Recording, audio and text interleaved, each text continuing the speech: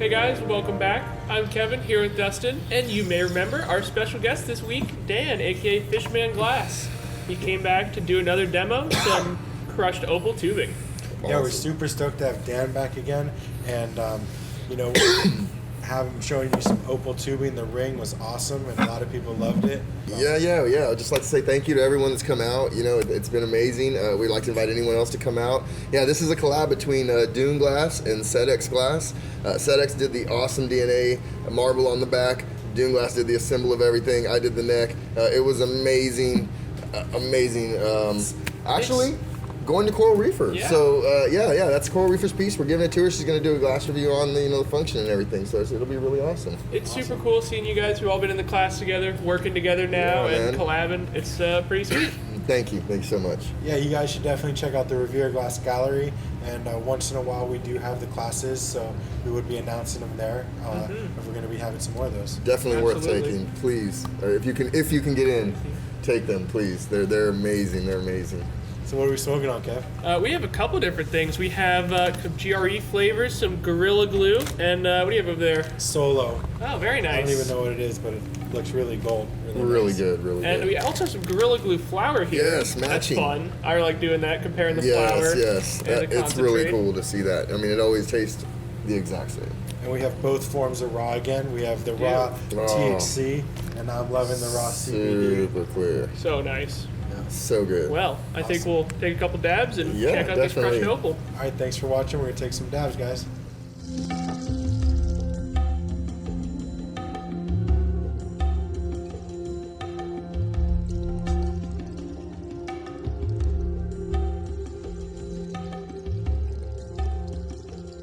All right, so you just want to get started here, getting some blanks ready. If you do this little trick right here that Dustin taught us, don't use a graphite to knock it off because it will chip and it absorbs the shock and doesn't knock it off. So try to use something solid like your nips or something metal. Making a couple blow tubes here, and you're going to use that one for this a coil pot here in a second. It's Star White we're going to do some coil potting with, and there's also another video on coil potting that you guys can reference. Kevin will put a link there for you. So starting out with your coil pot here, just laying that Star White on and starting to work your way around. I keep it spinning. I lay down my rod on the backswing and I keep the part of the rod that is spinning in the flame warming up. And if you get a little bit into your coil there by accident, you can fix it. You can just take off your rod there. Yeah, you don't want to keep going right here, guys. Just stop, fix it. It's always better to fix it first than have to come back and worry about it later. One of the things to concentrate on so it won't do that is if you lay the glass on the outer edge of the one that you're applying it to, that way it goes on an outward flare and you can control which direction it's going. You can make it go in or out. So just heating that up, flaring that out with your tweezers there. And now you're going to grab your Star White and start laying it back on. Yeah, and that tool right there, guys, that's a great tool to have. They're reverse tweezers. You'll definitely want to go out and get some of those. If you do hollow work, they'll be one of your most favorite tools. So just going back in, and you're going to keep coiling on that Star White. Yeah, just keep on going. And this technique is actually based on an ancient ceramic technique for coil potting vessels. That's how they used to do Grecian vessels. And I really love this technique. It is amazing to see a rod of glass turn into a piece of tubing. And the first time I was able to do this, it just really blew my mind. yeah, that's really cool to see. If you guys want to know another way to turn rod into tubing, check out our video on a solid color blowout. And so you're adding on some more Star White there, and you're going to keep adding that on to your coil, adding a little heat to your already coiled rod there, kind of unstable, wanting to crack on you. Yeah, you definitely want to keep it warm. This is kind of tricky right here, guys. There's a lot going on. Try to keep everything warm and move as fast as you can. Working your way down, and once you have a big enough piece here, you're going to condense in and close up the end there. Yeah, just close it off, and there's going to be a little hole that I leave here, and thanks to Kevin, I'm just going to use my marver there to push it on down and my tweezers to close it up. It was just kind of on the end of the rod there, out of your sight line. We're just closing it up there. I'm just going to heat that up and use your L marver below the torch to kind of marver it in and get it to form a piece of tubing. Yeah, and if you're possible for you, You definitely want to get your Elmarver down there. That is a great location. I'm going to definitely look at relocating my Elmarver below my torch. I really like that a lot. You know what they say? Location, location, location. Nice. So heating up your tubing from the end there, and you're going to start rolling it on your Elmarver to condense it back. Yeah, little puffs of air to even out the wall thickness, and then just slowly work it down, and you'll see a nice blank start to take form. Just heating it up, getting it all nice and even, and you're making about a 25 millimeter tube here. Yeah, you definitely don't want to make it too big to where it's not going to fit inside of your pre-made outer blank already. Focusing some heat on the end there to even it out. Making a nice round bottom, and then we're going to blow a hole in there and connect another blow tube to switch the blow tube and finish melting in the other side of that tubing. You don't want to try and work all the way down on your original blow tube. It'll get too floppy and, potential to mess up your tube. Yeah, it's really tricky to do. And that's a great alternative to the jacks, what Dan uses, and you can get tools like that at Mountain Glass Arts. Yeah, sometimes you just have to improvise. I didn't bring my jacks with me. I was just using tweezers right there, and you can use any tool for anything. A little bit of wax goes a long way. Unless you're waxing your straight shears, and then it won't go anywhere. Yeah, That's true. That is true. Putting some air in to even out that blow tube, and then you're going to go in, take off that other one, and clean up all that clear.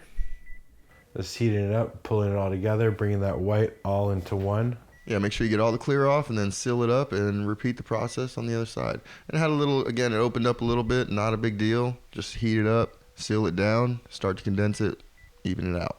And since you're going to be condensing it back so much, it doesn't matter if it gets a little not as pretty, little off center. The Elmarver and your puffs of air will really help even it out. Heating it up and going to condense that back. Using a real nice oxidizing flame to make sure you still aren't boiling that white at all. Yeah, definitely keep that oxygen turned up, guys, through almost this whole process.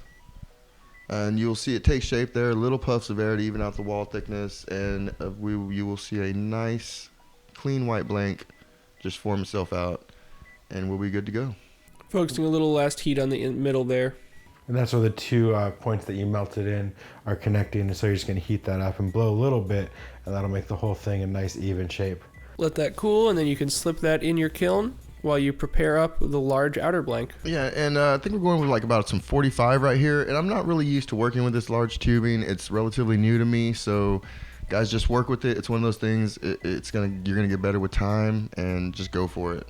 Just heating up the end, making a nice round bottom.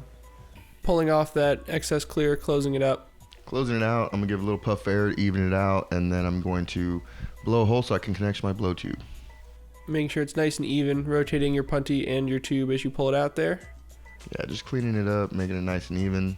And I'm gonna blow a little too hard right here, and you're gonna see Dustin's awesome ventilation suck the bubble trash right out. It's amazing. Rookie mistake, guys. You don't want to do that. There's the bubble trash. But it happens every once in a while, and that's a really good reason, one of the many reasons to have a good ventilation system. It's crucial, guys. Flaring that hole there, and you're going to flare your blow tube to match. Using your tweezers there. And now you can go in and make a straight seal. Yeah, steal some of Dustin's wax real quick. Never thought I'd get the opportunity to do that, guys. That really is mind-blowing to me. Flaring again there, doing it in little 2 steps. And now you're ready to make your seal. Go ahead and plug off that 45 so that you can make a proper seal there. Just heat it up and connect it together, both sides being the same temperature. Getting that nice glow, but not getting them too hot. You don't want to overheat the glass. Yeah, you don't want them to bubble up or anything. You make your connection, push, pull, small puff of air. Flash a little heat back on there, and you're going to let that cool and check it against the size of your white blank. You want to make this blank about a quarter larger than your white blank, because there is going to be some discard that we are going to get rid of in a later move here. So we're just going to heat that up and pull it off and make the piece that you want, and leave the rest aside for your next piece. Yeah, just like Dustin showed us, you go in there on a cold blank and you just heat up a nice spot till it's glowing orange, and then work your way around to keep it from cracking. Now you're going to add some crushed opal here in a little vial there for FishManGlass, and you're going to pour it into your tubing. Yeah, and we're going to go ahead and go with the black crushed opal, and of course we're going over the white tubing as opposed to the white crushed opal over black tubing. Just doing something a little different. Never done it before.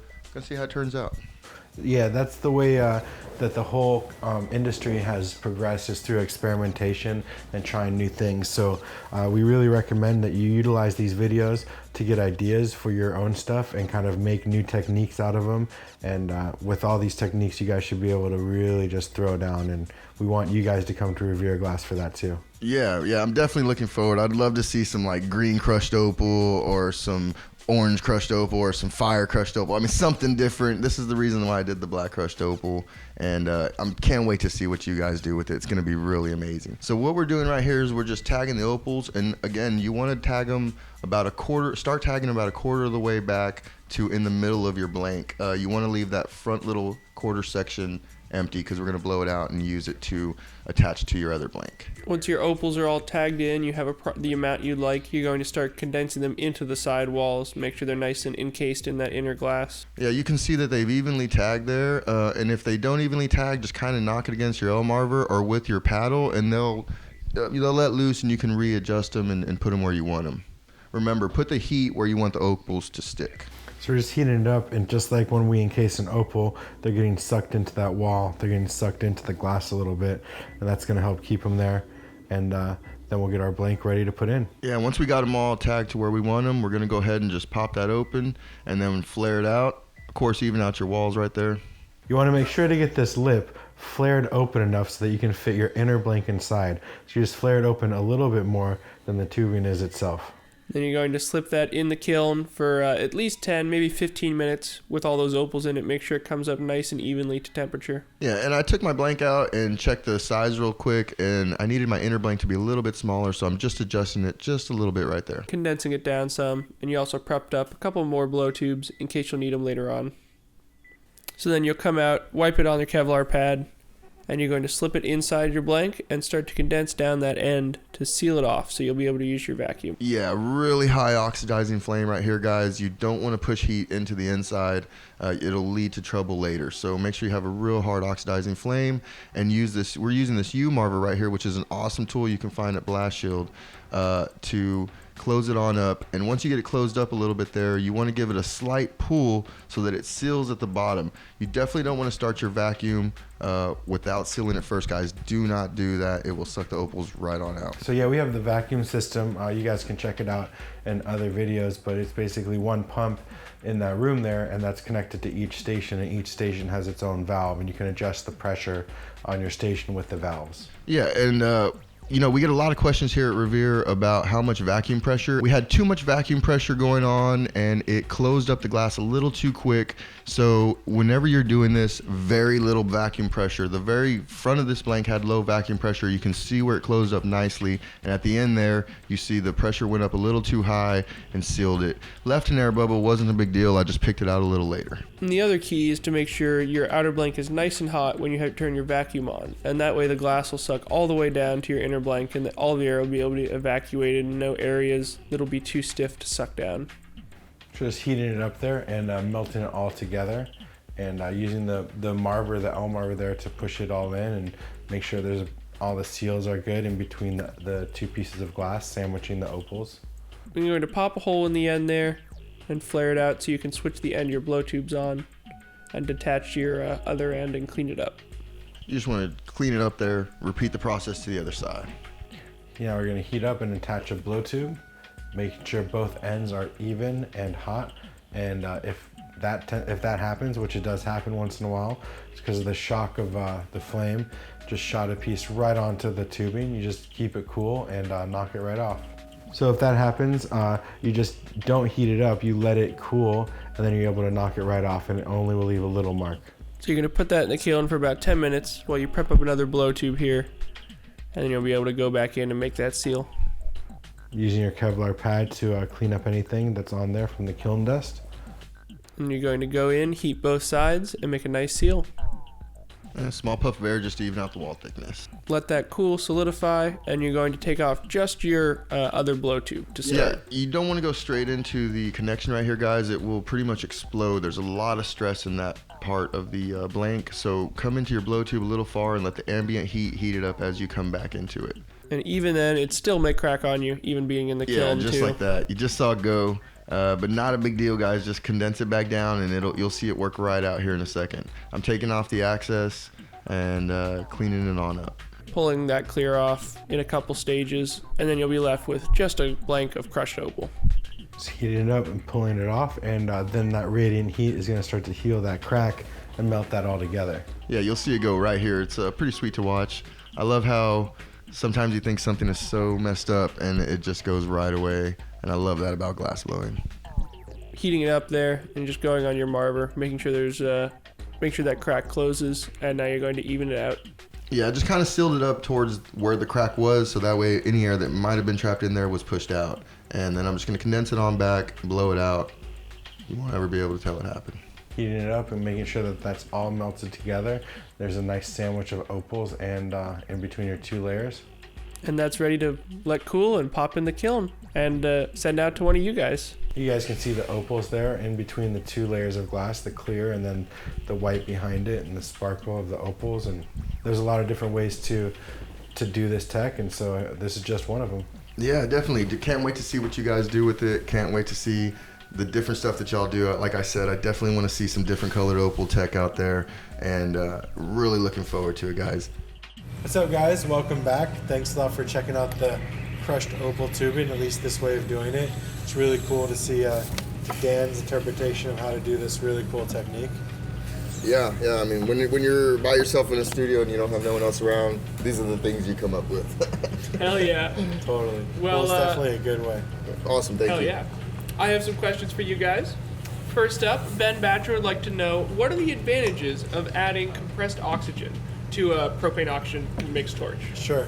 Well, glass torch technologies just came out with an addition for a torch, and it's basically another back end, and you can attach compressed air to it, which will allow you to have a less hot oxidizing flame, basically. Nice. So you can have like a bushy flame, kind of like similar to the Herbert Arnold's, which have always had that compressed air port.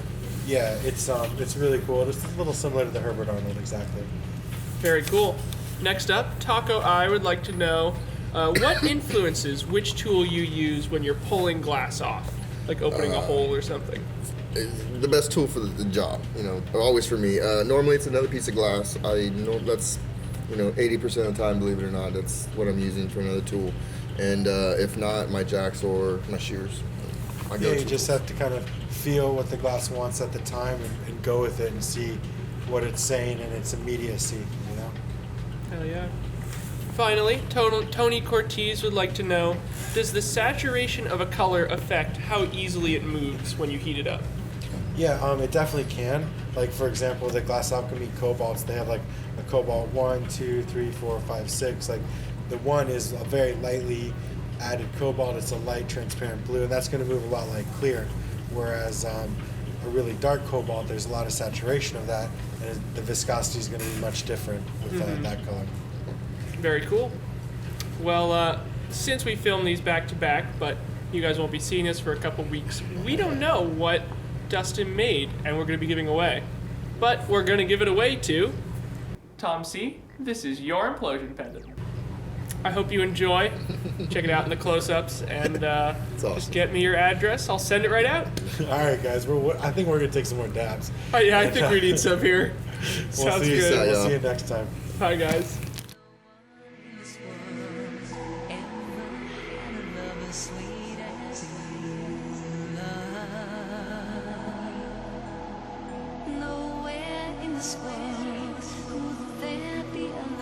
Pure as my love.